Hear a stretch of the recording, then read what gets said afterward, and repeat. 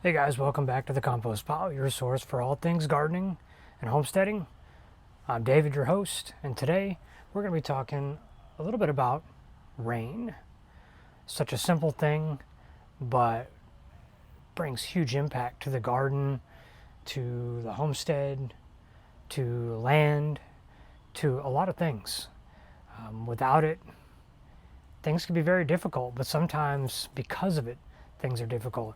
We're going to cover a lot of points today about what rain brings to the table, and we're really going to talk about how it's a lot better than this municipal water.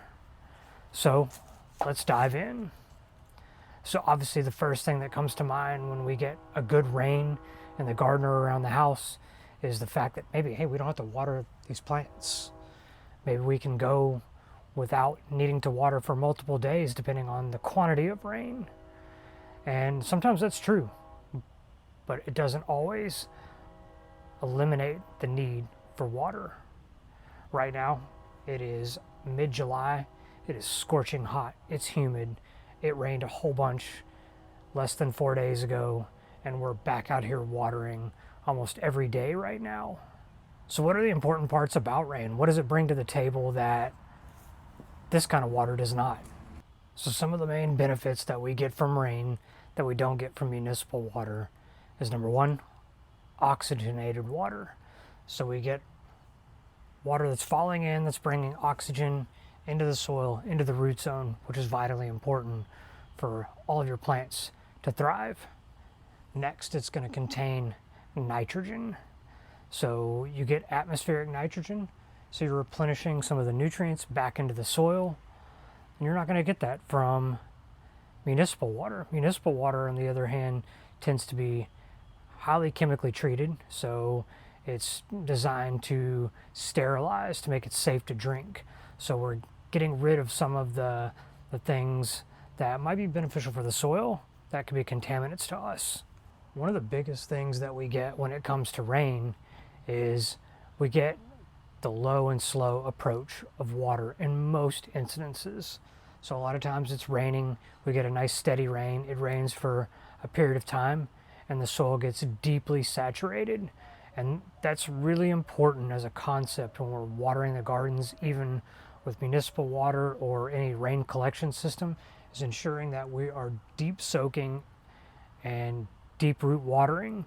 This helps ensure that we have deep roots, healthier plants, and a stronger garden that can produce a higher amount of produce for us.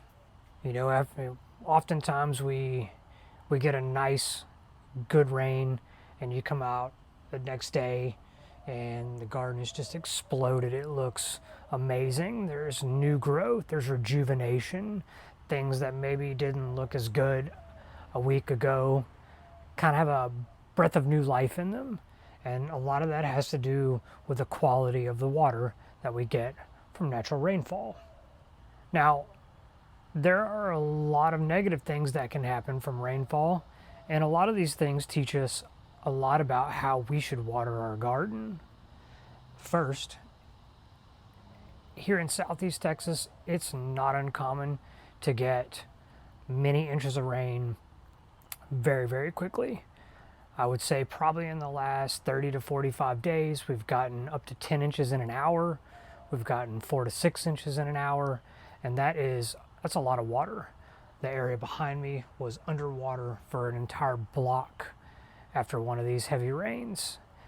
When we reach this point of moisture on the ground in such a short amount of time, it's not necessarily a good thing. Yeah, everything is getting deep root watered, so that's awesome. But when we get excess water that builds up and stays, it becomes unhealthy for the plants. And that's because once water soaks in, it fills the pores of the soil. So every little tiny cavity in the soil and in our beds where our roots are growing fills up with water. That also pushes the oxygen out. And then the soil becomes anaerobic. So the soil basically can't breathe, the roots can't breathe. So long-term standing water or lots of excessive rain is not really conducive for growing small vegetable gardens. So we have to ensure that we have great drainage and that we've built a system that can handle water. And that's why here we obviously have raised beds, because this works out for us in ensuring that our delicate plants that are producing vegetables and fruits have a way to get out of the water and not be standing in 2, 3, 4 inches of water for a day at a time. So not only can it make the soil anaerobic, it can also lead to compaction. So one of the benefits we have here is we have trees, we have coverage. So trees actually dissipate the rainfall. They act as a buffer.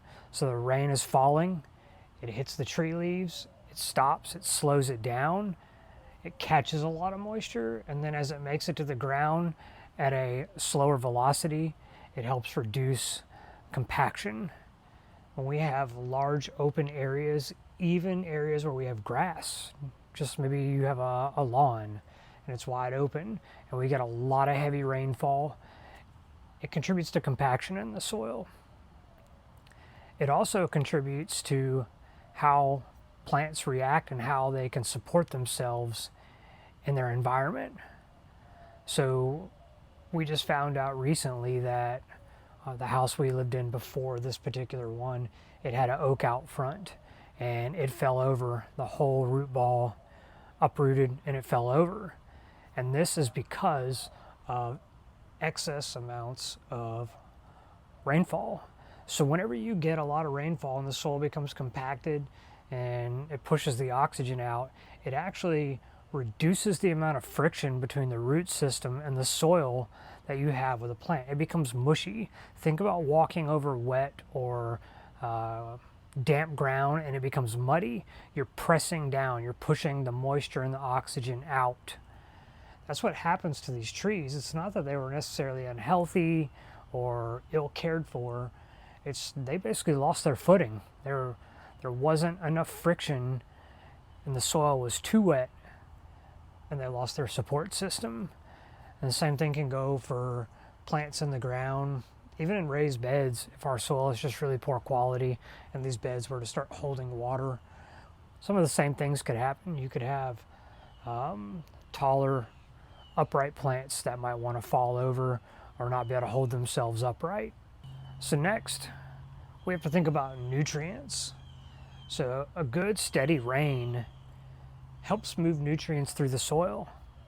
And that's really important. We need nutrients that are in the very top layer to work their way down into the root zone layer in the soil. It could also help us supply the moisture that's needed to help the microbes break down a lot of the organic slow release fertilizers like our MicroLife 624 that we put in these beds, or any other natural fertilizer. It needs oxygen, moisture, and the soil food web to break those nutrients down, and that moisture helps move it through the soil. Now, on the other hand, if we get these torrential downpours or these massive rains all at once that I've mentioned, we can also leach nutrients out. A good way to think about this is if we're constantly watering a container-grown plant, then we typically have to feed it more. We typically have to water it more because the water's moving out, it's drying up faster, and then those nutrients are being pushed downward through the soil, moving, and then they're drained out of the pot, leached somewhere else, and then we become nutrient deficient. So a lot of these excess rains can really leach, and they can cause runoff and move nutrients out of the areas that we might want them.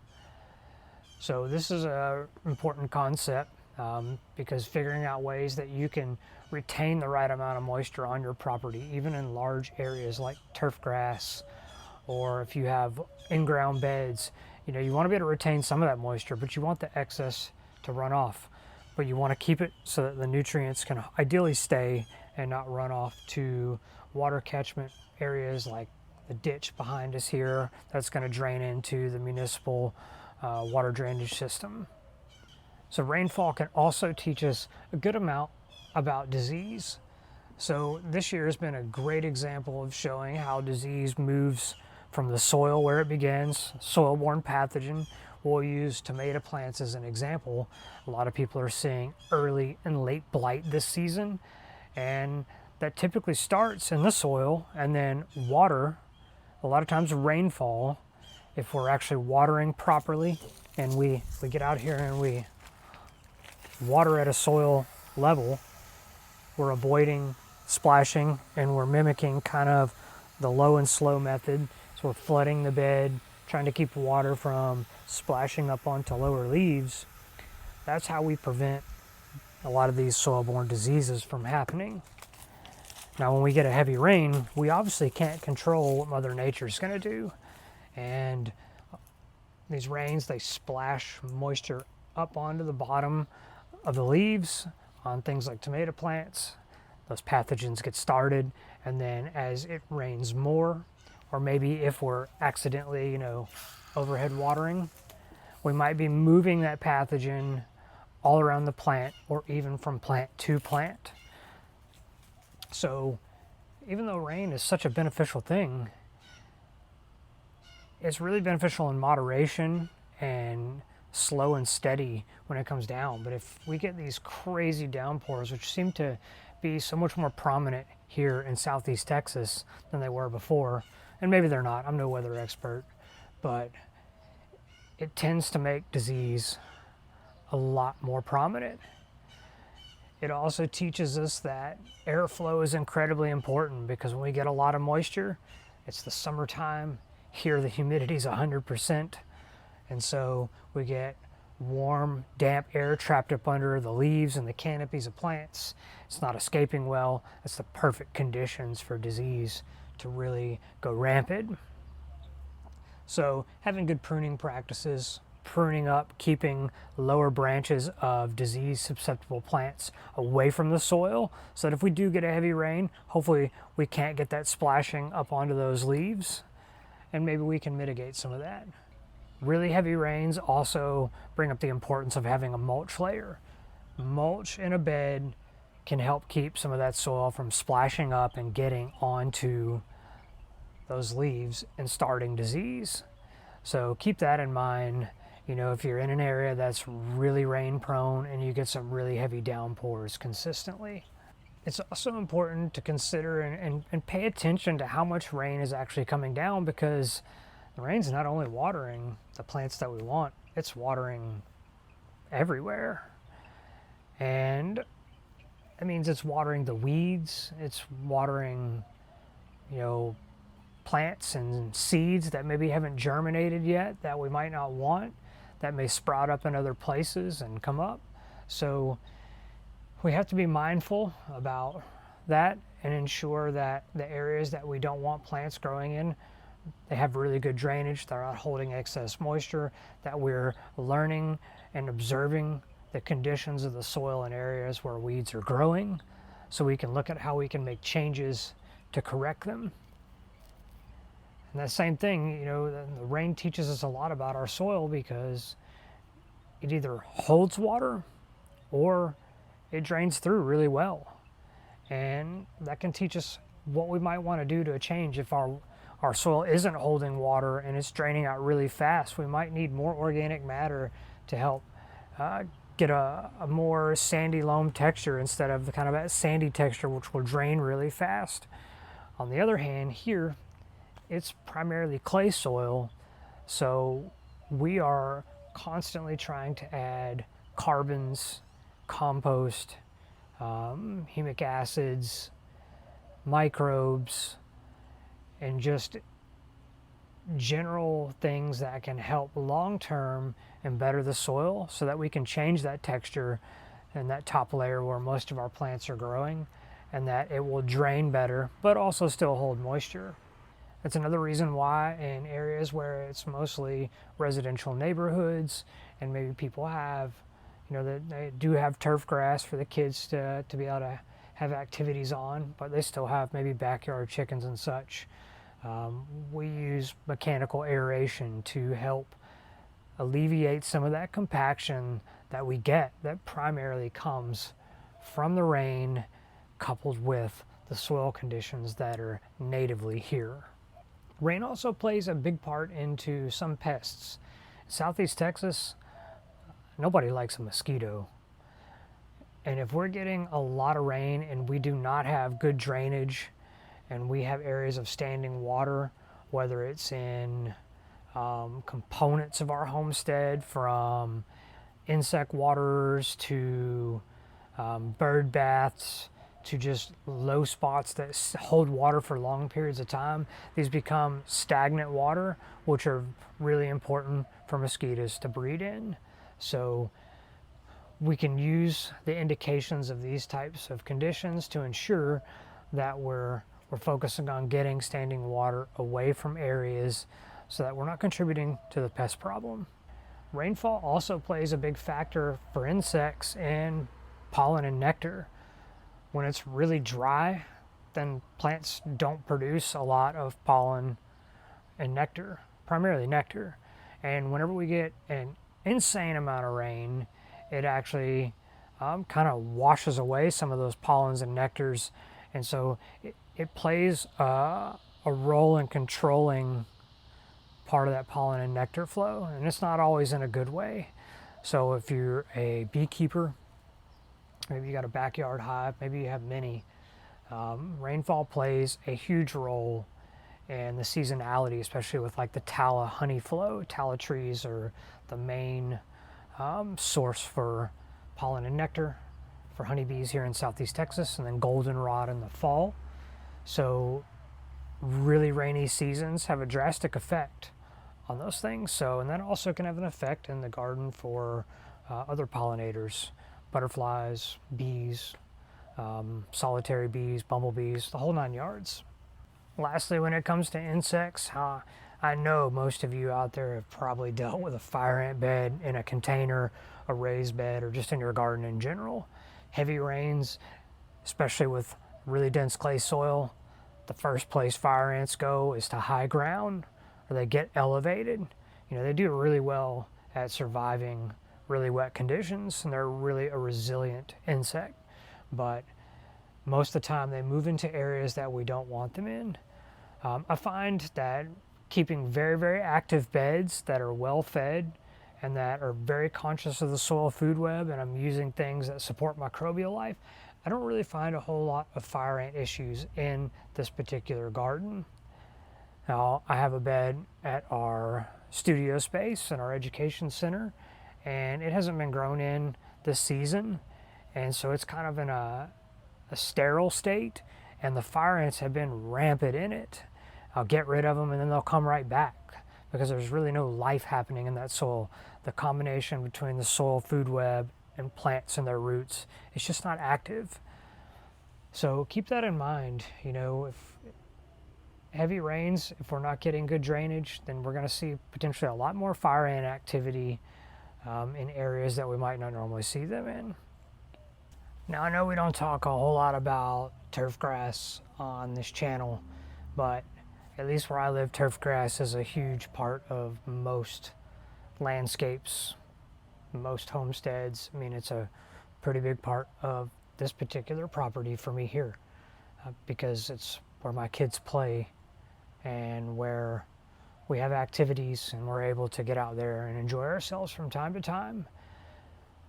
But when you couple taking care of turf grass or large open areas, you can learn a lot from understanding rainfall by how the yard reacts to heavy rains. So if we get a really heavy rain, we have a lot of shade here. So a lot of these areas stay damp for a long period of time. And if we do a lot of even heavy walking traffic over the same area, we're going to trample those areas down to dirt because we're actually contributing to compaction. We're stepping on that damp soil and we're pressing it down, and the oxygen and the moisture is pushing out and it's compacting further.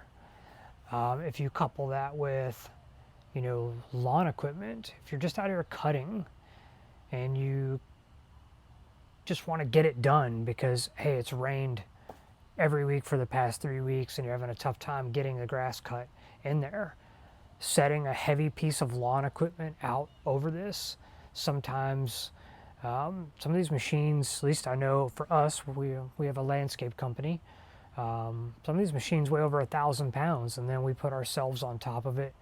That machine is tracking over every square inch, and it's pressing down the soil, it's compacting, so not only might we leave mud tracks and make a mess, but we're actually doing damage to the soil. We're hurting the soil food web, we're hurting the root system, and that's one of the ways when it's damp and you make a turn on a zero turn mower or even just a push mower, you make a really tight pivot on there and then it tears or pulls the grass. And that's the same way with, I mentioned the trees falling over. That friction that exists between soil and root systems is much lower because of all that moisture. So rain's just really an interesting thing. If you really want to get down to it, it's vital. It brings so much life to a space. But if you don't take the lessons from it, that can actually help teach you how to water your garden, how to mitigate common problems that we see in the homestead all the time with pests, with disease, just with general, large plant care, then it's a lot harder to be successful. That's why I wanted to take a bit and while I was out here by myself this episode and talk about something that I feel is so simple, but it really brings a lot of teachings to even the most seasoned of people, makes you stop, realize what's actually happening out here, and it gives you some insight on how maybe you can learn to prevent future problems down the road. So I hope you found something useful out of this episode. Thanks for tuning in. If you find useful information on this podcast, we encourage you to like and subscribe or share with somebody you know that might get some value out of this. We would really appreciate it. And we'll catch you next time here on the Compost Pile.